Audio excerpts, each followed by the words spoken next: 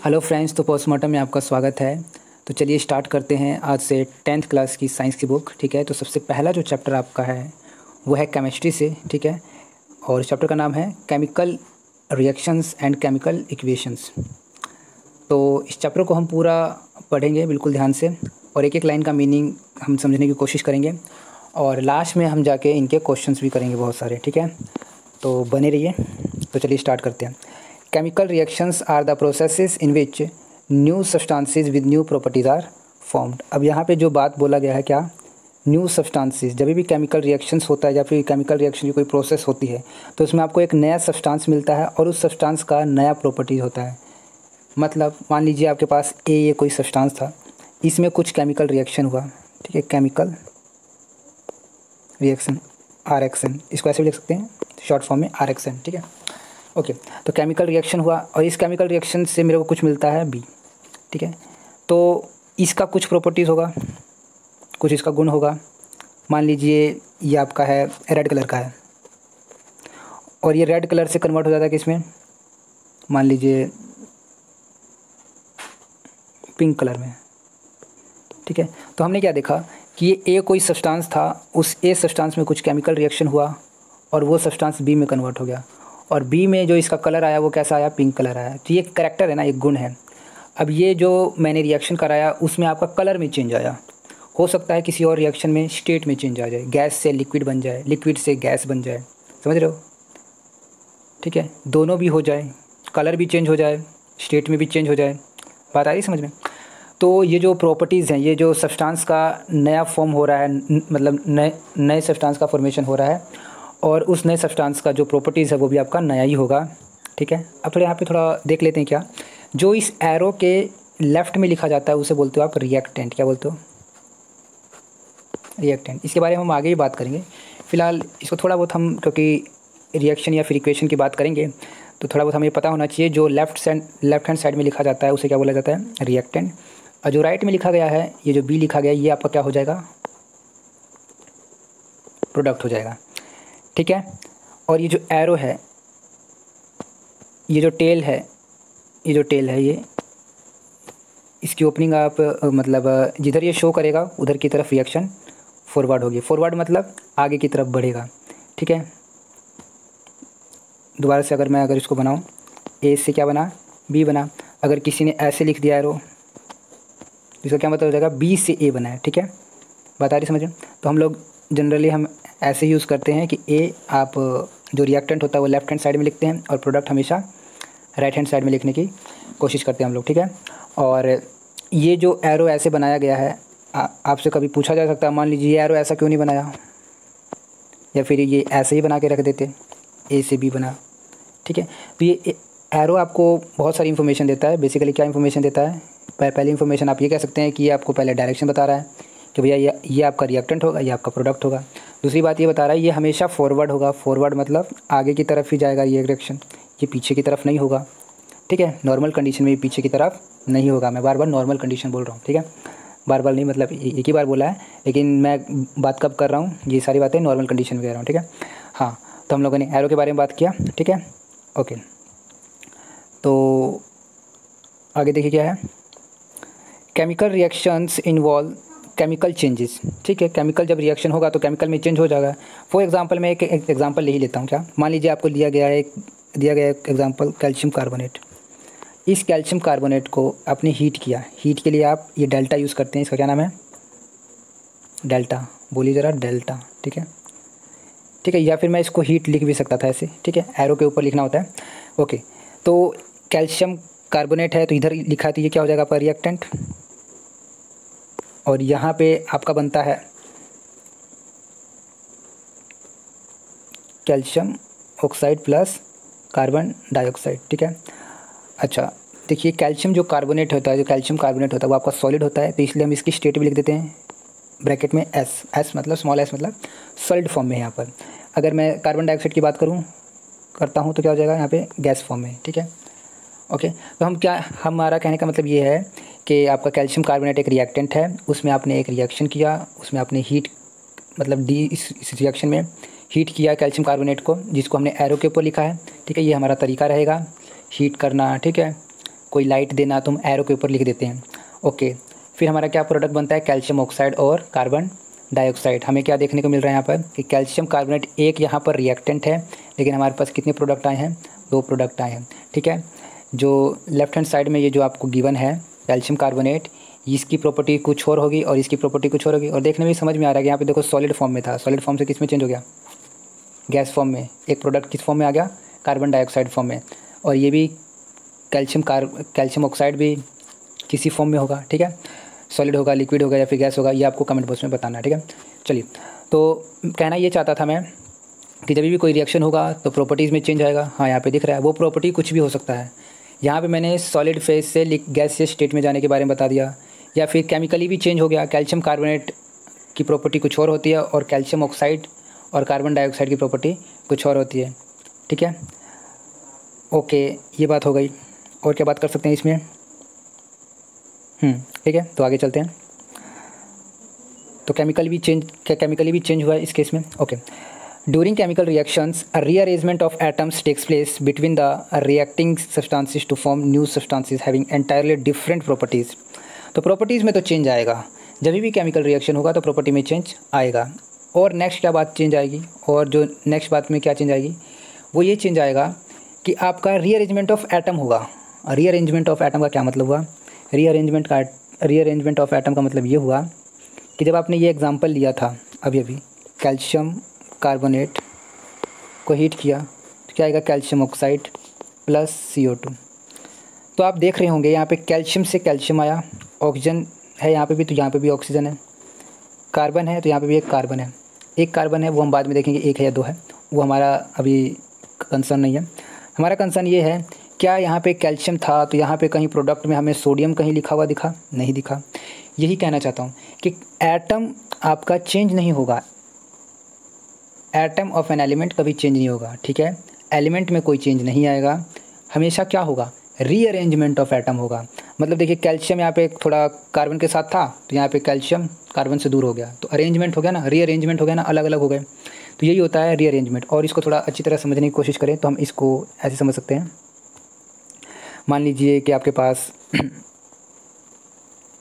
ये एक एटम है, ये एक एटम है और एक थर्ड एटम यहाँ पर हम ले लेते हैं ये वाला। ठीक है, ये एक पूरा एक कंपाउंड है, इस कंपाउंड में कुछ केमिकल रिएक्शन होता है तो हमें क्या देखने को मिलता है, हमें देखने को मिलता है इस तरीके से।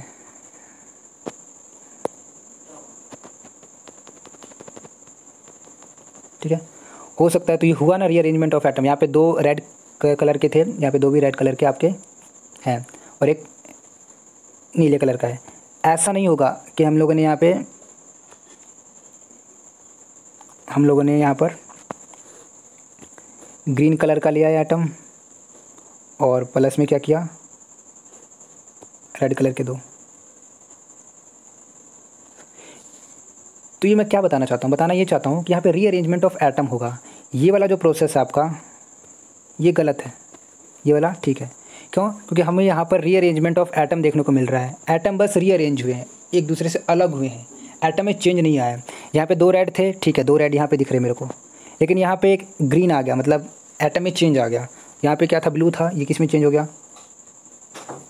ग्रीन में। तो ये जो मतलब हुआ ये काम तो नहीं होना चाहिए। ठीक है, तो कभी भी केमिकल रिएक्शन में आपका एटम चेंज नहीं होता है, हमेशा रीअरेंजमेंट ऑफ एटम होता है।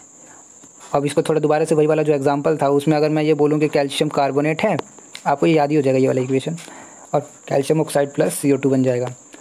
तो मैं यहाँ पे कहीं पे ये नहीं लिखूँगा कि यहाँ पे सोडियम ऑक्साइड बन जाएगा प्लस में CO2 निकल जाएगा। तो यहाँ पे क्या देखोगे, यहाँ पे देखोगे क्या आप कि एटम चेंज हो गया, यहाँ पर कैल्शियम से किस में चेंज हो गया, सोडियम में चेंज हो गया। तो ये काम नहीं होने वाला है। ठीक है, ये काम आप नहीं करेंगे, हमेशा रीअरेंजमेंट ऑफ एटम होता है। तो कभी कभी ऑप्शन में आता है क्या केमिकल रिएक्शन में एटम चेंज हो जाता है या फिर change in element of an atom हो जाता है, क्या नहीं होता है। ठीक है, हमेशा रीअरेंजमेंट ऑफ एटम होता है। ओके, चलिए तो आगे पढ़ते हैं। हाँ, तो जरा chemical reactions involve breaking of old chemical bonds which exist between the atoms of reacting substances and then making of a new chemical bonds between the rearranged atoms of a new substances। बस अभी अभी जो example दिया था उसी को बार बार लेते हैं। कैल्शियम कार्बोनेट लिया, इसको हमने हीट किया, हीट को लिए एरो लगाते हैं, कैल्शियम ऑक्साइड बना प्लस CO2 बना। तो ये वाली जो लाइन बता रहा है जो अभी हमने पढ़ा, ये क्या बोलना चाहता है? बोलना ये चाहता है कि जब ये केमिकल रिएक्शन होता है तो नए बॉन्ड बनते हैं, पुराने बॉन्ड टूट जाते हैं। यहाँ पे देखो ये इसके साथ जुड़ा हुआ है कैल्शियम, अब देखो किसके साथ जुड़ा हुआ है? ऑक्सीजन के साथ जुड़ा हुआ है, ठीक है। तो हो रहा है ना चेंज यहाँ पर, बात आ रही समझ में? तो केमिकल रिएक्शन में नए बॉन्ड बनते हैं, पुराने बॉन्ड टूट जाते हैं, ठीक है, ओके। और हाँ, नए बॉन्ड तभी बनेंगे जब वो फिजिबल होंगे। अब ये फिजिबल का क्या मतलब हुआ?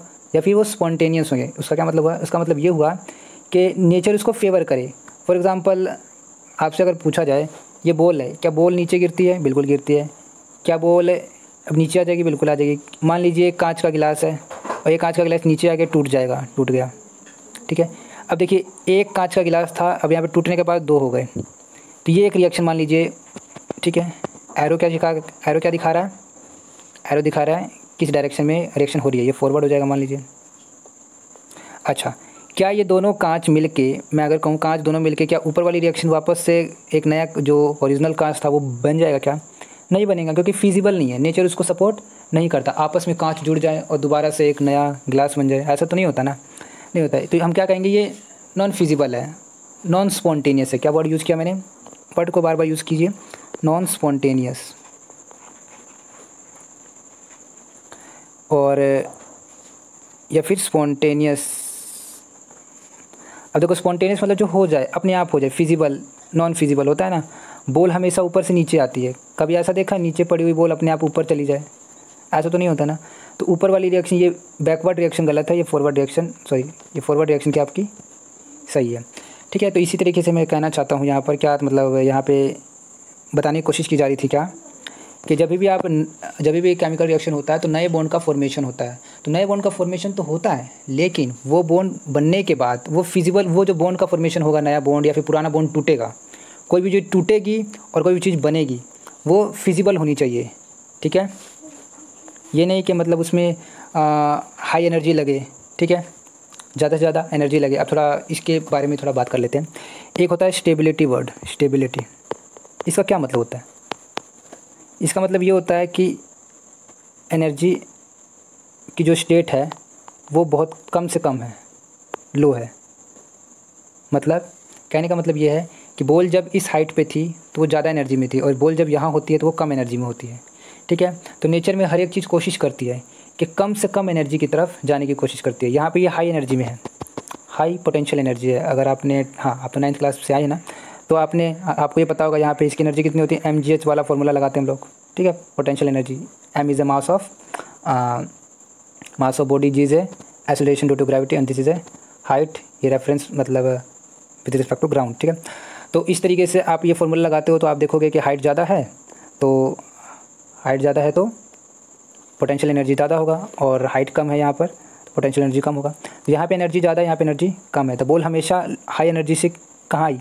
लो एनर्जी के स्टेट में आई, ठीक है। यही होता है। अगर मान लीजिए कोई बच्चा है, इस बच्चे ने पूरा भरपेट के खाना खा लिया है, तो ये घूमता रहेगा, क्योंकि ये अनस्टेबल हो गया है। अब ये कहोगे यार खाने के बाद तो अच्छी बात होती है ना, खा लिया तो उस सेंस में बात नहीं कर रहा मैं इस सेंस में बात कर रहा हूँ कि जब इसके पास ज़्यादा एनर्जी होती है तो ये घूमता रहता। जैसे जैसे ये इसका पेट खाली होता जाएगा, भूख लगेगी या क्या हो जाएगा? बैठ जाएगा मतलब स्टेबिलिटी गेन कर लेगा, ठीक है, लो स्टेट ऑफ एनर्जी में आ जाएगा, ठीक है। ये जो टेक्निकल वर्ड हैं, स्टेबिलिटी, स्पॉन्टेनियस, ठीक है, इनको बार बार आप यूज़ करिए, ठीक है, ताकि आपके जो भी आंसर आप दो उसको थोड़ा टेक्निकली दे सको, ओके। तो हर एक बॉडी ट्राई करती है कम से कम स्टेट में आने की कोशिश करती है। कौन सी state? Energy, low energy state में आने की कोशिश करती है, ठीक है। तो फॉर एग्ज़ाम्पल अभी इसी बारे में थोड़ा चर्चा कर लेते हैं। मान लीजिए कि एक 2 बॉक्स हैं और इनके बीच में ये बॉन्ड है। अब इन बॉक्स को टूटना है और नया बॉन्ड बनाना है, या फिर चलो अलग अलग होना है, नया बॉन्ड नहीं बनाना, अलग अलग होना है। ये एक बॉक्स है, ये डबल बॉन्ड से मतलब मान लीजिए यहाँ पे बॉन्डिंग है और इस बॉन्डिंग को तोड़ना है। अब ये बॉन्डिंग टूटने लायक है भी कि नहीं है, या फिर इसमें बहुत ज़्यादा एनर्जी मेरे को लगाना पड़ेगा। कहने का मतलब ये है कि ये बॉन्ड इतना ज़्यादा स्ट्रॉन्ग हो कि ये टूट ही ना पाए, तो ये फिजिबल तो होगा नहीं। अगर ये बॉन्ड खुद ही वीक हो, खुद ही टूटने के पीछे लगा हो कि हाँ भाई हम तो टूटना चाहते हैं, तो ये अलग अलग हो जाएंगे। अगर ये बॉन्ड ज़्यादा स्ट्रॉन्ग होगा तो हमें ज़्यादा से ज़्यादा एनर्जी लगाना पड़ेगा, ज़्यादा खर्च करना पड़ेगा। तो जिस केस में ज़्यादा एनर्जी लग रही है तो इसका मतलब उसमें ज़्यादा एफर्ट लगाना पड़ रहा है। अब ये जो बॉल था, ये बॉल तो नीचे था, इसको ऊपर ले जाने के लिए मेरे को एफर्ट लगाना पड़ेगा। तो जो एक्स्ट्रा एफर्ट लगा रहे हो, क्यों लगा रहे हो? क्योंकि नीचे से ऊपर जाना फिजिबल नहीं है, लेकिन ऊपर से नीचे आना तो फिजिबल है। ठीक है, तो आप ये भी थंब रूल याद कर लीजिएगा कि जो चीज़ एक डायरेक्शन से दूसरी डायरेक्शन में जा रही है स्पॉन्टेनियसली, कैसे स्पॉन्टेनियसली, तो उससे पीछे आने में आपको एनर्जी लगानी पड़ेगी, आपको एफर्ट लगाना पड़ेगा। तो वो क्या हो जाएगा? नॉन स्पॉन्टेनियस हो जाएगा। क्या हो जाएगा? नॉन स्पॉन्टेनियस हो जाएगा। ठीक है, कोई बॉन्ड टूट रहा है, अपने आप टूट रहा है, तो वो फिजिबल होगा। लेकिन कोई बॉन्ड टूट ही नहीं रहा है तो वो नॉन स्पॉन्टेनियस है, उस पर आपको एनर्जी लगानी पड़ेगी। बात आ रही समझ में? ठीक है, तो उस लाइन का मतलब यही था कि जब भी केमिकल रिएक्शन होता है तो नए बॉन्ड बनते हैं, पुराने बॉन्ड टूट जाते हैं। और कभी जब भी बॉन्ड बनेंगे या तो टूटना होगा वो तभी होगा जब ये फिजिबल होंगे। फिजिबल मतलब वो नेचर उसको सपोर्ट करेगा। ठीक है, कम से कम एनर्जी लगाने की कोशिश करेगा कि या कम से कम में टूट जाए तो फिजिबल हो जाएगा, ज़्यादा एनर्जी लगाना पड़ेगा तो नॉन स्पॉन्टेनियस हो जाएगा। ठीक है, बात आ रही होगी समझ में? ओके, तो कहाँ थे हम लोग? हाँ,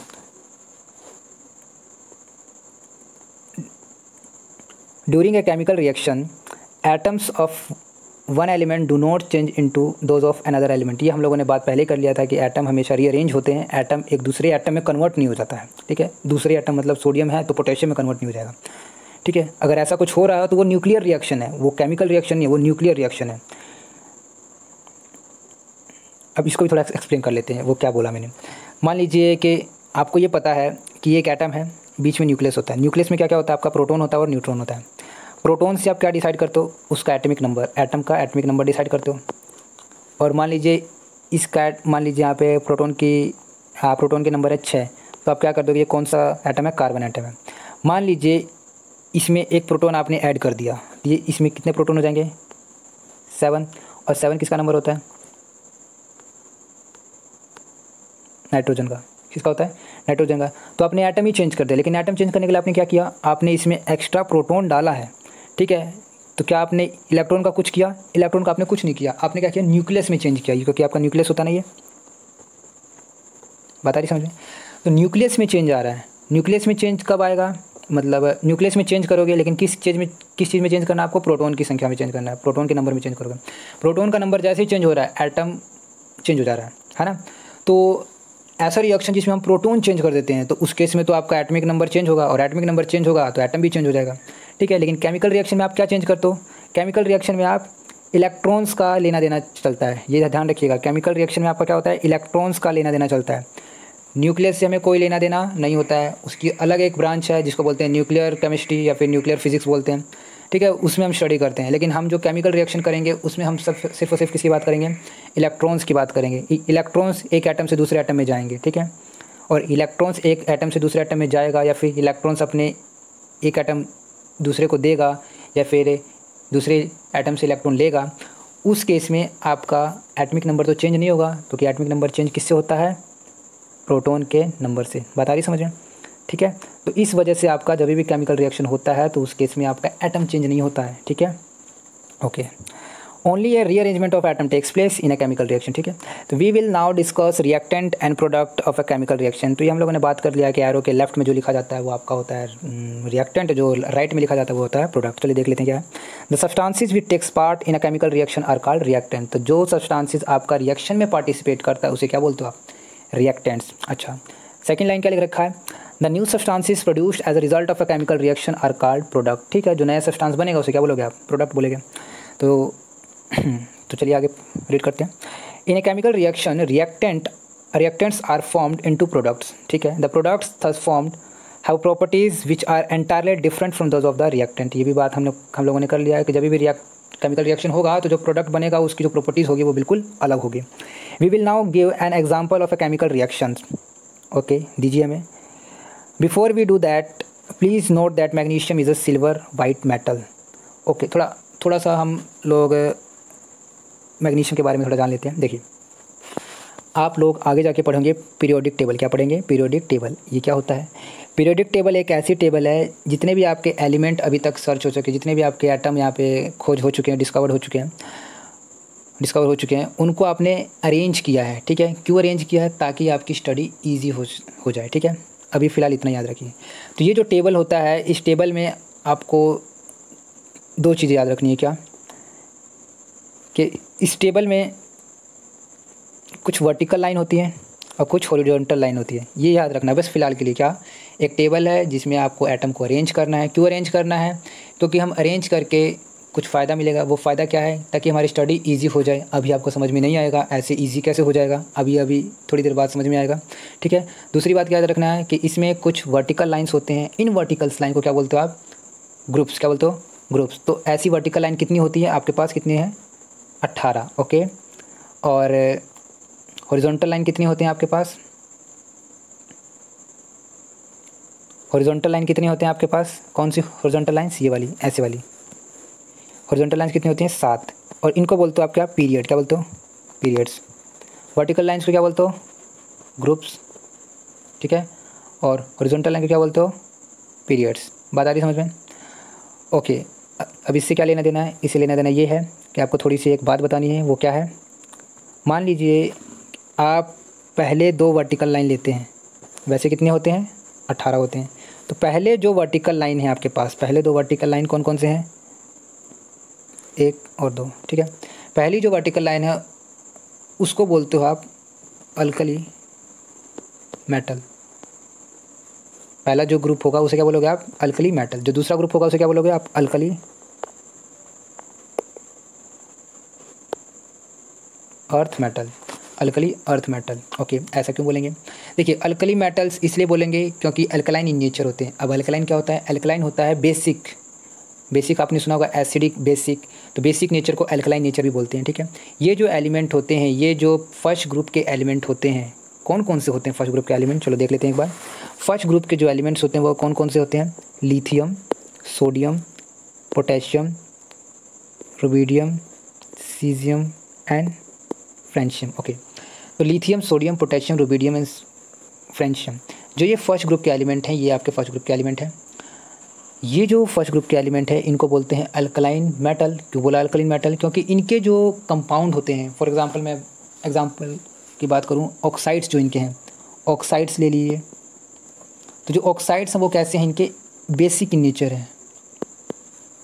फॉर एग्जांपल मैंने बोला, आपसे अगर पूछा जाए, मान लीजिए मैंने बोला Na2O, तो Na2O क्या है? एक है सोडियम ऑक्साइड है, सोडियम ऑक्साइड है। फॉर एग्जांपल मैंने बोला K2O, ये भी क्या है? पोटेशियम ऑक्साइड है। फर्स्ट ग्रुप के ऑक्साइड हैं, ऑक्साइड बोला मैंने।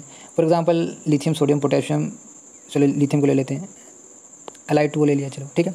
तो जितने भी हैं आपके पास ये ऑक्साइड्स हैं, इनका नेचर कैसा है? बेसिक नेचर है। इसीलिए इन एलिमेंट्स को क्या बोला जाता है? Alkali metals. Okay, second group के एलिमेंट को क्यों बोलते हैं अल्कली अर्थ मेटल? क्योंकि सेकेंड ग्रुप के एलिमेंट भी ऐसा ही शो करते हैं। फॉर एग्जांपल अगर मैं बात करूँ सेकेंड ग्रुप में कौन कौन से एलिमेंट्स आते हैं, वो आते हैं beryllium, magnesium, calcium, strontium, barium and radium. तो ये जो आपके एलिमेंट हैं, beryllium, magnesium, calcium, strontium, barium and radium, ये जो एलिमेंट हैं उनके भी जो ऑक्साइड है, फॉर एग्जांपल मैं मैग्नीशियम ऑक्साइड ले लेता हूँ, तो मैग्नीशियम ऑक्साइड का फॉर्मूला ये होगा, कैल्शियम ऑक्साइड का फॉर्मूला ये होगा। तो इनका जो नेचर है वो कैसा होता है? बेसिक नेचर होता है इनका भी। तो इसलिए यहाँ पे भी क्या वर्ड आया है? अल्कली।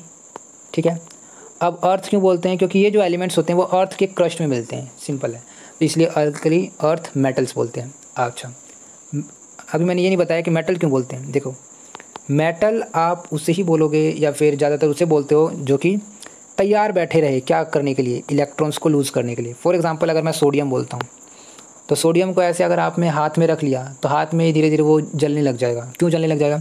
क्योंकि मॉइस्चर के कारण वो अपना एक इलेक्ट्रॉन रिलीज़ कर देगा, तो क्या बन जाएगा? सोडियम प्लस बन जाएगा। ये आप समझ रहे होगे, 9th क्लास में आपने पढ़ा होगा कि अगर एक एटम है तो उसमें से एक इलेक्ट्रॉन निकल जाएगा तो उस पर कितना चार्ज आ जाएगा? +1 का चार्ज आ जाएगा। वैसे पोटेशियम लिया, अगर इसका भी एक इलेक्ट्रॉन निकाल दिया जाए तो इस पर कितना आ जाएगा? K+। ठीक है, अभी मैं बात कर रहा था मेटल। तो मेटल की यही टेंडेंसी रहती है कि वो अपने इलेक्ट्रॉन्स को लूज़ कर देते हैं। ठीक है, अब आप कहोगे कि यार ऐसे तो ये 2-3 इलेक्ट्रॉन भी और लूज़ कर सकता था। अब थोड़ा यहाँ पे ध्यान रखना है, हमेशा फर्स्ट ग्रुप के element lithium, sodium, potassium, rubidium, caesium, francium ये हमेशा तैयार रहेंगे सिर्फ और सिर्फ एक इलेक्ट्रॉन देने के लिए। वैसे ही दूसरे ग्रुप के जो एलिमेंट है, सेकंड ग्रुप के एलिमेंट, वो कितने इलेक्ट्रॉन देने के लिए तैयार रहेंगे? 2। क्या ऐसे ही चलता रहेगा? नहीं, ऐसे नहीं चलता रहेगा। फिलहाल आपको 2 ग्रुप्स के लिए याद रखना है कि फर्स्ट ग्रुप के एलिमेंट हमेशा 1 इलेक्ट्रॉन रिलीज़ करेंगे, सेकंड ग्रुप के एलिमेंट हमेशा 2 इलेक्ट्रॉन रिलीज़ करेंगे। 3 क्यों नहीं करेंगे वो एक अलग मतलब क्या नाम है बात है, उसको हम बाद में डील करेंगे। फिलहाल आपको ये याद रखना है कि फर्स्ट ग्रुप के एलिमेंट आपके 1 इलेक्ट्रॉन लूज़ करते हैं, सेकंड ग्रुप के एलिमेंट आपके 2 इलेक्ट्रॉन लूज़ करते हैं। और लूज़ करना, इलेक्ट्रॉन देना, लेना, यही तो होता है ना केमिकल रिएक्शन में, ठीक है। तो लूज़ कर सकते हैं, ठीक है। तो हमें ये देखना होगा ना कि कितने इलेक्ट्रॉन लूज़ करेगा, कितने इलेक्ट्रॉन लेगा। ओके, तो फिलहाल ये याद रखना है कि मेटल्स वो होते हैं जनरली जो कि इलेक्ट्रॉन्स लूज़ कर जाते हैं। ओके, इनकी टेंडेंसी रहती है, तैयार रहते हैं। अब मेटल तो हैं ये लोग, लेकिन ये ऐसे मेटल, ये एक्टिव मेटल है। एक्टिव मेटल क्यों बोला मैंने? एक्टिव मतलब ये तैयार रहते हैं, बैठे हैं बिल्कुल। आपका आयरन भी तो मेटल होता है। आयरन के लिए क्या यूज़ करते हैं सिंबल? Fe, ठीक है, F बड़ा E, फेरस वर्ड से आया हुआ ये, फेरे। ओके, छोड़ो इसको। दोबारा से, आयरन भी तो रहता है। आयरन को अगर आप हाथ में पकड़ लो, क्या आपका हाथ जलने लग जाएगा? क्या वो रिएक्शन कर लेगा एयर से? रिएक्शन से करता है, रिएक्शन तो करता है, लेकिन वो थोड़ा टाइम लेता है। लेकिन ये एलिमेंट ऐसे हैं, उनको हाथ में ले रखोगे और एयर में थोड़ा सा भी मॉइस्चर मिला, फटाक से रिएक्शन करेंगे और थोड़ा जला भी देंगे आपके हाथ को, क्योंकि ये वायलेंटली रिएक्शन करते हैं, ठीक है। वायलेंटली रिएक्ट करते हैं, वायलेंटली मतलब विस्फोटक टाइप से रिएक्ट करते हैं, ठीक है। अगर आपने यूट्यूब पे वगैरह पे देखा होगा तो सोडियम वगैरह को अगर पानी में डालते हो आप, तो फटाफट देखो, हाथ में अगर एयर में मॉइस्चर है तो उससे तो रिएक्ट कर जाता है, तो बहुत ज़्यादा वायलेंट होता है। लेकिन अगर उसे आप बिल्कुल बकेट ऑफ पानी में, मतलब एक पानी में डाल दोगे, बिल्कुल नदी में डाल दोगे, तो उस केस में तो ब्लास्ट ही हो जाएगा। बात आ रही समझ में? तो सोडियम हाईली रिएक्टिव मतलब है, बहुत ज़्यादा रिएक्टिव है, ठीक है। दोनों ग्रुप के एलिमेंट आपके एक्टिव मेटल्स कहलाते हैं, क्योंकि ये तैयार बैठे रहते हैं अपने एक इलेक्ट्रॉन को, 1 या 2 इलेक्ट्रॉन को लूज़ करने के लिए, ठीक है। ओके, तो हम बात कर रहे थे मैग्नीशियम की। तो मैग्नीशियम के बारे में बात कर लिया कि मैग्नीशियम आपका सेकंड ग्रुप का एलिमेंट है। ओके, जब भी इलेक्ट्रॉन देगा तो कितने देगा? 2 इलेक्ट्रॉन देगा, क्योंकि ये सेकंड ग्रुप से बिलोंग करता है। अच्छा, इनको याद करने का तरीका आपको लोगों को पता होगा, lithium, sodium, potassium, rubidium, caesium and francium. तो आपने सुना होगा ली ना की रब से फरियाद, है ना, ली ना की रब से फरियाद। तो इस तरीके से न्यूमोनिक्स है, न्यूमोनिक्स मतलब चीज़ों को याद करने के लिए आप एक शॉर्ट ट्रिक वगैरह यूज़ करते हैं ना, तो आप इस तरीके से याद करना है। लेकिन आपको ये नहीं कि आपको लीना की रब से फरियाद याद रहेगा, लेकिन lithium, sodium, potassium, rubidium, caesium, francium याद नहीं रहा, ठीक है। तो ऐसा नहीं होना चाहिए। वैसे ही आपका सेकंड ग्रुप में क्या है? Beryllium, magnesium, calcium, strontium, barium, radium. तो इस केस में भी ये बेरिलियम है, ये मैग्नीशियम है, कैल्शियम है, स्ट्रोंशियम है, बेरियम है, रेडियम है। तो इसको याद करने का क्या न्यूमोनिक्स है, तरीका है जिससे आप इजीली इसको याद कर सकते हैं। तो बेटा मांगे कार सेंट्रो बाप राजी, ठीक है। सेंट्रो मांगा है, ठीक है, ओडी तो नहीं मांगा, चौकी जो भी, मुझे नहीं पता ये सब क्या है। ओके, तो बेटा मांगे कार सेंट्रो बाप राजी, ठीक है। इस तरीके से आप इसको याद रखेंगे, ठीक है। लेकिन आपको ये जो मैंने ये बिल्कुल सीक्वेंस में ही रहेगा, क्योंकि देखिए सीक्वेंस में इसलिए रहेगा क्योंकि जो पीरियोडिक टेबल में ये जो 2 ग्रुप आएंगे, ये जो 2 ग्रुप हैं, पहले 2 ग्रुप, ठीक है, ये जो डब्बे बनेंगे यहाँ पर, हॉरिजॉन्टल लाइन्स है और वर्टिकल लाइन है, तो इन डिब्बों में ये बिल्कुल एक जगह रहेंगे। ये नहीं कि यहाँ वाला एलिमेंट यहाँ लिख दिया और यहाँ वाला एलिमेंट यहाँ लिख दिया, ऐसा नहीं होता, ठीक है। तो सीक्वेंस से हम इसको याद करेंगे। ओके, तो हम लोगों ने मैग्नीशियम के बारे में बहुत ज़्यादा जान लिया, कहाँ रहता है, कौन से पीरियोडिक टेबल में कहाँ रहता है। अभी एग्जैक्ट लोकेशन हमें ये नहीं पता, लेकिन हमें ये पता चल गया है कि वर्टिकल लाइन में रहता है। कौन सी वाली लाइन में? सेकंड ग्रुप के लाइन में, ठीक है, सेकंड ग्रुप में रहता है। ओके, हॉरिजॉन्टल वाली लाइन का पता नहीं अभी, ठीक है, वो बाद में देखेंगे। चलिए, तो यहाँ पे क्या बोल रहा था? ये बोल रहा था कि आपका मैग्नीशियम जो है is a silvery white metal. आपको याद रखना है, सिल्वरी वाइट मेटल होता है आपका। Magnesium is available in science laboratory in the form of magnesium ribbon, ठीक है। मैग्नीशियम रिबन की फॉर्म में आपको साइंस लेबोरेटरी में मिल जाएगा magnesium. Let us study the chemical reaction of magnesium with oxygen. Okay, तो देखिए यहाँ पे क्या दे रखा है। चलिए, तो when magnesium ribbon is heated it Burns in air with a dazzling white flame to form a white powder called magnesium oxide. Actually, on heating, magnesium combined with oxygen present in air to form magnesium oxide. अब देखिए, जब भी आप बात करेंगे किसी चीज़ को जलाने की, ठीक है, तो वो एयर में जलाते हैं हम लोग, ठीक है। तो एयर में क्या होता है, एयर में आपके बहुत सारे गैसेस होते हैं, तो आप ये कह सकते हो एयर में बहुत सारे गैसेस होते हैं, तो हम ऑक्सीजन को ही रिस्पॉन्सिबल क्यों मांगते हैं कि हाँ भाई ऑक्सीजन के साथ रिएक्ट करेगा तभी जल जाएगा, ठीक है। नाइट्रोजन भी तो है, ठीक है, तो ये दिमाग में क्वेश्चन आना चाहिए, नहीं आया तो अच्छी बात तो नहीं है, पर आना चाहिए, ठीक है। नाइट्रोजन भी तो है, O2 भी है, बहुत सारी गैसेज हैं, CO2 भी है, इनके साथ क्यों नहीं रिएक्ट कर जाते हैं, ठीक है, क्योंकि फिजिबल नहीं है, सीधी बात है। सीधी क्या बोलोगे, क्योंकि आपको ये पता है केमिकल रिएक्शन में क्या होता है, नए बॉन्ड बनते हैं और पुराने बॉन्ड टूट जाते हैं। नए बॉन्ड तभी बनेंगे जब वो फिजिबल होंगे, और पुराने बॉन्ड तभी टूटेंगे जब वो फिजिबल होंगे। बात आ रही समझ में? ओके, तो आपके पास मैग्नीशियम है और एयर में, तो एयर में बहुत सारी गैसेज हैं, लेकिन हम लोगों ने ऑक्सीजन को चुना। समझ में आ रहा है क्यों? क्योंकि यही फिजिबल है, ठीक है। नाइट्रोजन क्यों नहीं है, समझ में आ जाएगा। चलो थोड़ा देख लेते हैं नाइट्रोजन क्यों नहीं है। देखो नाइट्रोजन, जब भी आप नाइट्रोजन N2 तो ऐसे लिख देते हो आप नाइट्रोजन गैस, ठीक है, लेकिन एक्चुअल में क्या होता है ना, आप लोगों को ये बाद में समझ में आएगा, लेकिन फिलहाल यहाँ पे थोड़ा सा समझ ही सकते हो आप। क्या, जब नाइट्रोजन का जब आप स्ट्रक्चर बनाते हो, कि मतलब नाइट्रोजन डाई नाइट्रोजन गैस का जब स्ट्रक्चर बनाते हो तो वो ऐसा होता है। बात आ रही समझ में? N ट्रिपल बॉन्ड N, और ऑक्सीजन का बनाते हो तो ऐसा बनाते हो O डबल बॉन्ड O। तो ये बताइए, ये बॉन्ड का मतलब कि ये वाला ऑक्सीजन और ये वाला ऑक्सीजन आपस में एक दूसरे से 2 हाथ से जुड़े हुए हैं, और ये वाले 3 हाथ से जुड़े रहते हैं। अब ये हाथ कौन है, ये हाथ क्या है? हाथ बेसिकली कुछ नहीं है, हाथ यहाँ पे हाथ का काम कौन कर रहा है? इलेक्ट्रॉन। यहाँ पे भी एक इलेक्ट्रॉन है, यहाँ पे भी एक इलेक्ट्रॉन है, यहाँ पे भी इलेक्ट्रॉन है, यहाँ पे भी इलेक्ट्रॉन है, यहाँ पे एक इलेक्ट्रॉन, यहाँ इलेक्ट्रॉन, यहाँ इलेक्ट्रॉन, यहाँ इलेक्ट्रॉन, यहाँ इलेक्ट्रॉन, यहाँ इलेक्ट्रॉन, ठीक है। अभी ये बाद में याद कर लेना, फिलहाल समझो क्या है कहने का मतलब। ये यहाँ पे 2 हाथ हैं, यहाँ पे 3 हाथ है, तो कौन से 3 हाथ ज़्यादा मजबूत होते हैं कि 2 हाथ ज़्यादा मजबूत होते हैं? तो हमें ये पता है कि यार ये डबल बॉन्ड है तो ये ज़्यादा स्ट्रॉन्ग नहीं होगा एज़ कम्पेयर टू 3 बॉन्ड के, ठीक है। तो इसको तोड़ने में ज़्यादा टाइम लगेगा या फिर ज़्यादा आपका एनर्जी यूज़ होगा, और इसको तोड़ने में आपका कम एनर्जी यूज़ होगा, ठीक है। तो ये बॉन्ड टूटना फिजिबल है, स्पॉन्टेनियस है, ठीक है, इजीली टूट जाएगा, इसमें आपको एनर्जी ज़्यादा लगाना पड़ेगा। बात आ रही समझ में? तो इस तरीके से आप थोड़ा बहुत कोरिलेट कर सकते हो कि आप ऑक्सीजन के साथ ही क्यों रिएक्ट करा रहे हैं। ओके, जब भी एक और बात, जब भी आप जलने की बात बोलेंगे, जलना वर्ड, जैसे बर्न वर्ड आया, आप ये समझ जाना आपने ऑक्सीजन के साथ उसका रिएक्शन करा दिया। ओके, ऑक्सीजन के साथ रिएक्शन करा दिया। ओके, तो मैग्नीशियम लिया आपने और ऑक्सीजन के साथ रिएक्शन कराना है, और थोड़ा सा हीट दिया। अब हीट का क्या काम है? हीट देखिए, मान लीजिए ये बॉल है, मान लीजिए ये एक बॉल है यहाँ पर, और इस बॉल को इधर लेके आना है, या फिर एक पत्थर है, मान लीजिए, बॉल तो इजीली फेंक दोगे, मान लीजिए बहुत बड़ा भारी पत्थर है, तो इस पत्थर को आप यहाँ तक तो लेके आओगे ना कम से कम, उसके बाद छोड़ दो इसको, ईजिली ऐसे नीचे आ जाएगा। तो भाई ये एक मान लीजिए रिएक्शन होने वाला है, पर ये रिएक्शन अपने आप नहीं हो रहा है, थोड़ा सा एनर्जी आपको देना पड़ेगा, ठीक है, थोड़ा सा आपको एनर्जी देना पड़ेगा, और इतना एनर्जी देना पड़ेगा कि बस यहाँ पहुँच जाए, इस लेवल पर पहुँच जाए, और उसके बाद छोड़ दो, अपने आप हो जाएगा ये, ठीक है। तो ये जो हीट का जो काम है बस इतना ही काम है, ठीक है। आप लोगों को पता होगा जब भी कोई जलती है तो उसका एक टेम्परेचर होता है, जैसे इग्निशन टेम्परेचर बोलते हैं। क्या बोलते हैं? Ignition temperature. इग्निशन टेम्परेचर का मतलब ये होता है कि कोई भी एक सब्सटेंस, मान लीजिए कागज़ का टुकड़ा है और एक लकड़ी का टुकड़ा है, तो ये भी जलेगा, ये भी जलेगा, पर इसमें मेरे को हीट ज़्यादा, ये लकड़ी वाले केस में हीट ज़्यादा देना पड़ता है, कागज़ वाले केस में बहुत कम देना पड़ता है। क्यों? क्योंकि इसका एक पर्टिकुलर टेम्परेचर है, उस टेम्परेचर को गेन करते ही ऑक्सीजन के साथ रिएक्ट कर जाएगा, जल जाएगा ना। और ये वाला क्या है, ये भी जलेगा पर एक पर्टिकुलर टेम्परेचर देने के बाद।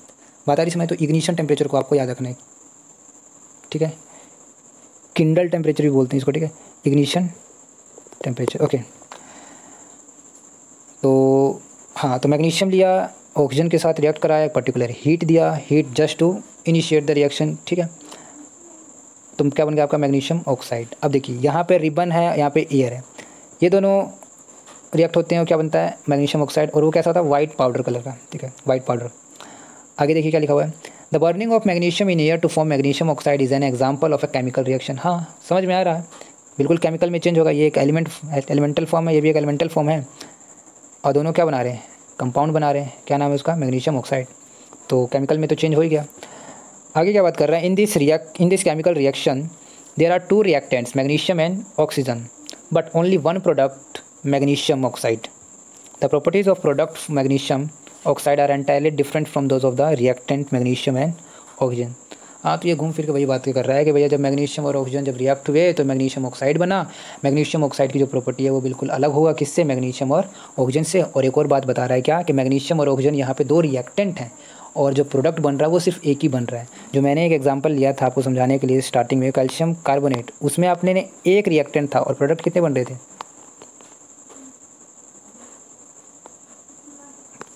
2 प्रोडक्ट बन रहे थे। बात आ रही समझ? ठीक है, तो चलिए आगे देखते हैं।